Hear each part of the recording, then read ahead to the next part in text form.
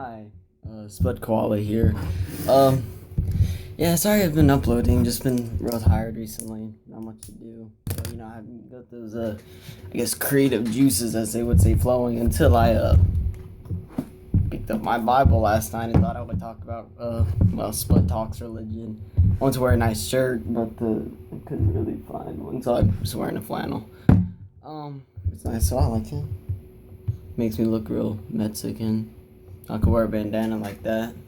Be like, yo, vato. Nah, Holmes. Fuck that shit, dog. I could talk like that, but I don't.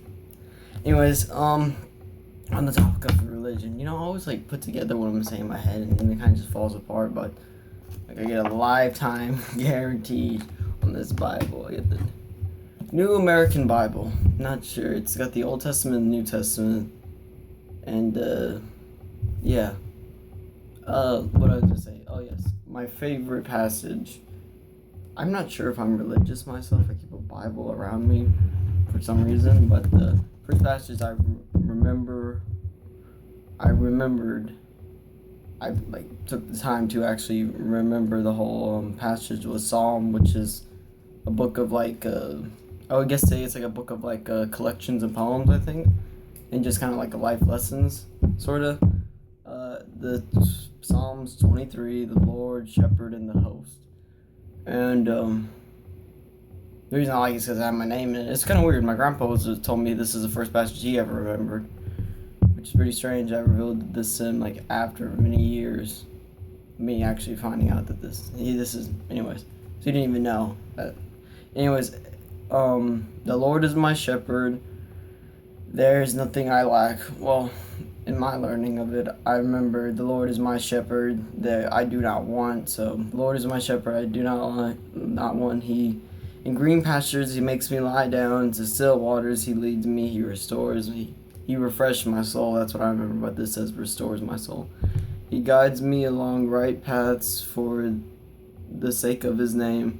Even though I walk through the valley of the shadow of death, I will fear no evil, for you are with me. Your rod and staff comfort me. You set a table before me in front of my enemies. You anoint my head with oil. My cup overflows. Indeed, goodness and mercy will pursue me all the days of my life. I will dwell in the house of the Lord for endless days. That last part, the way I remembered it was, I will dwell in the house of the Lord forever.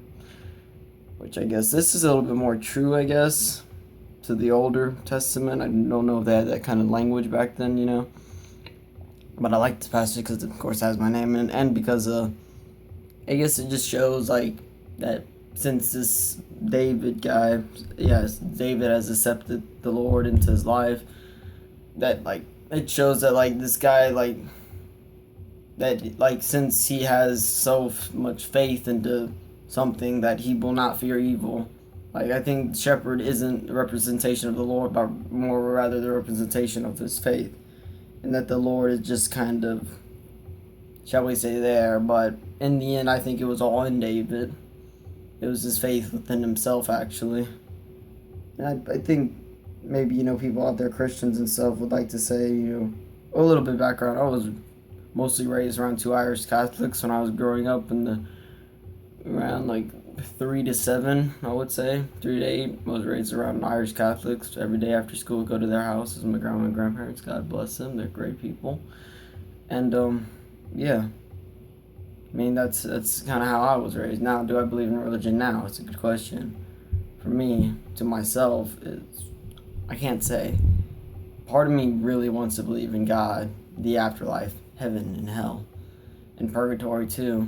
Part of me wants to believe that there's good and evil in the world. And not because I want to believe that there's good in the world. I mean, I want to believe that there's a God out there. And I don't even know if there's Satan out there. Because Satan, in my eyes, even in religion, I never viewed him as a bad person. I just always viewed him as somebody who took a job that nobody else wanted, as they say, play devil's advocate, but not him, I guess he had to play it his whole life. If you were the warden of a place where everybody was evil and was going to get killed, and you wanted you didn't feed off, you didn't want to punish them, you wanted to just help them. The only way you knew, the only thing you could do was to punish them. That's, I always think, like, punishing your child, like a bad kid. That's what I think Satan was. But I still kind of think that to this day. Like, he's not bad or anything. I just think that he took a job that nobody else wanted to do, and he stuck with it.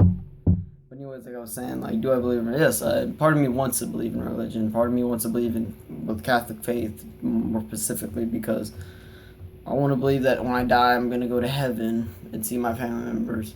In that same circle, I don't want to die and go and burn in hell. And in that same circle, I don't want to go to purgatory. And then that makes me think, am I in purgatory right now? And I don't know. But I know Occam's razor go with this thing that says least assumptions, so I'm going to say I'm not in purgatory right now. I'm just in real life. Anyways, as I was saying, though, yeah, part of me wants to believe in it because of how do we describe how this part of me wants to believe in it so that people can explain how, not how good people can be, but how evil some people can be, how fucked up people can be to each other and just walk away like it's normal. Part of me wants to believe that people alone aren't capable of that, but then part of me knows that people are fucking evil and people are good too. You mean, yeah, there's two things inside of us, a good person and a bad person. There's also just a person, and that makes up who you are. You feed, and like that old Indian saying, there's a war between us all, good and bad, you know what I mean? Like two wolves, one's bad, one's evil. Which one wins? The one that you feed, really. Like, that's what I think. I think people are good and evil, and I think, you don't need the Lord to recognize inside yourself the power that you have. Like they say, there's no greater treasure in the world than the one that you can find within yourself. I think that's what's good about, that's what I believe, actually. I don't believe that the Lord is within you. I don't believe that there's God, like, right here, like, hey, shepherd. But I believe that I have the power of a God, or, something like the power of an entity, a God within me that I just need to tap into and have faith in. Something like that. And not that the power would be magnificent, that I could just like bilge and burn stuff down, but that I could have faith in everything I do, because I've always wanted to know what it's like for somebody to have so much faith into an idea they would be willing to kill for it and die for it. And I think, we would never do that with like something like as simple as like, oh, zebra is black and white. No, it's fucking not, it's brown and blue. Like, we wouldn't go out and just like slaughter that person. And I always thought like the Templars, they did that because they had to do that. Like, this is the strength of my faith. Like, I have to show you how, I have to prove to myself that my God exists and yours doesn't. Like, and this is one of the ways I'm going to prove myself. So they would go out and kill people, not because they didn't kill people over very little evidence. They killed them because they had very little evidence of their deity's existence. And so they had to fucking slaughter to prove to themselves that he exists. So why would they kill somebody if their God doesn't exist? So yeah, and I think that covers all I wanted to say about religion. Am I religious in the end? No, I would say not. But I will tell you this. I will say I'm not religious, but I will tell you, even know how educated I get about the stars. This is why I always really took a great interest in the universe, because I really wanted to learn about this, because it seemed very polar opposite in the Bible. But that's what like drove my curiosity into that region, because it's very like, no, don't fucking learn about space. It's retarded. Like, and that's what Catholics want to say. But